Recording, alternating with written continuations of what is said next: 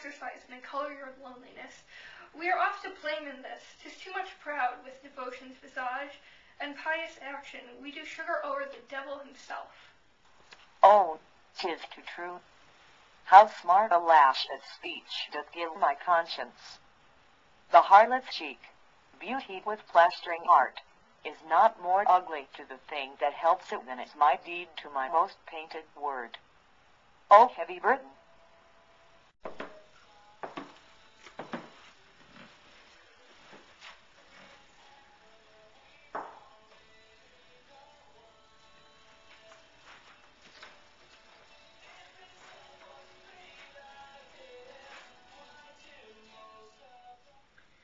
To be or not to be? That's the question. Whether 'tis nobler in the mind to suffer the slings and arrows of outrageous fortune, or to take arms against a sea of troubles, and by opposing end them. To die, to sleep. No more. And by a sleep to say we end the heartache and the thousand natural shocks that flesh is heir to. 'Tis a consummation devoutly to be wished. To die. To sleep. To sleep, perchance to dream. Aye, there's the rub. For in that sleep of death, what dreams may come when we have shuffled off this mortal coil must give us pause. There's a respect that makes calamity of so long life. For who would bear the whips and scorns of time, the oppressor's wrong, the proud man's contumely, the pangs of desprised loves, the law's delay, the insolence of office, and the spurns that patient merit of the unworthy takes, when he himself might his quietus make with a bare bodkin? Who would fardels bear to grunt and sweat under a weary life, but that the dread of something after death, the undiscovered country from whose bourne no traveller returns, puzzles the will, and makes us rather bear those ills we have than fly to others that we know not of? Thus conscience does make cowards of us all, and thus the native hue of resolution is sicklied o'er with the pale cast of thought, and enterprises of great pitch and moment with this regard their currents turn awry, and lose the name of action.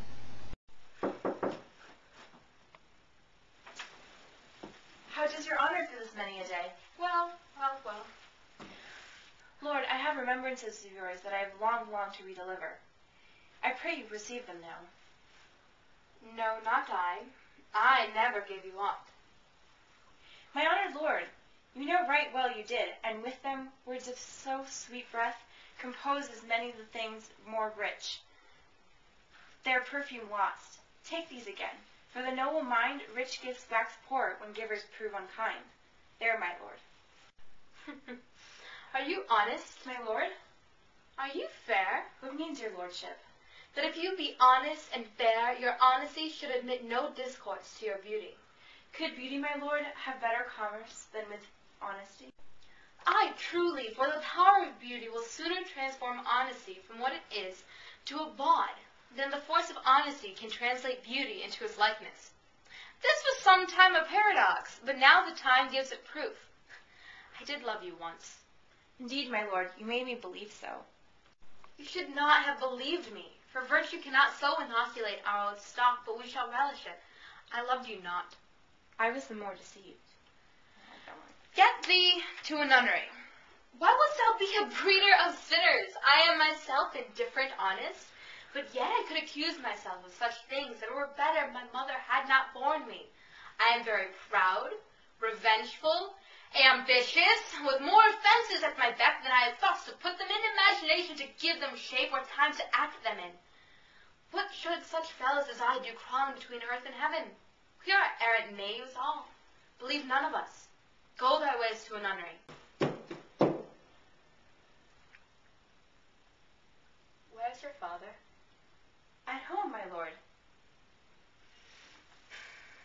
Let the doors be shut upon him, that he may play the fool nowhere but in his own house. Farewell. Oh, help him, you sweet heavens! If thou dost marry, I will give this plague for thy dowry. Be thou as chaste as ice, as pure as snow. Thou shalt not escape calumny. Get thee to a nunnery, go, farewell. Or if thou wilt needs marry a fool, for wise men know well enough what monsters you make of them. To a nunnery go, and quickly too. Farewell. Heavenly powers restore him. I've heard of your paintings too well enough. God has given you one face and you make yourselves another. You jig, you amble, you lisp. You nickname God's creatures and make your wantonness your ignorance. Go to, I'll no more on it. It has made me mad. I say we'll have no more marriages. Those that are married already, all but one, shall live. The rest shall keep as they are. To a nunnery. Go.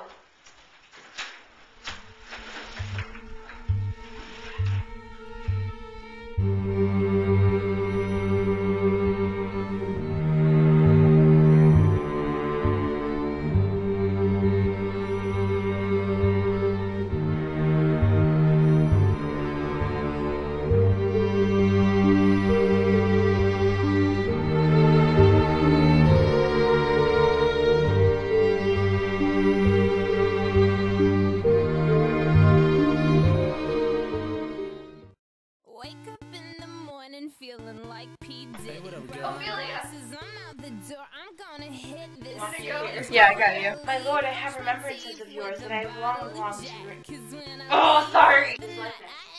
This was some time a paradox, but now the time... Why help him, you sweet heavens? Ugh! Potions to die, and a pie sandwich, sugar over the devil.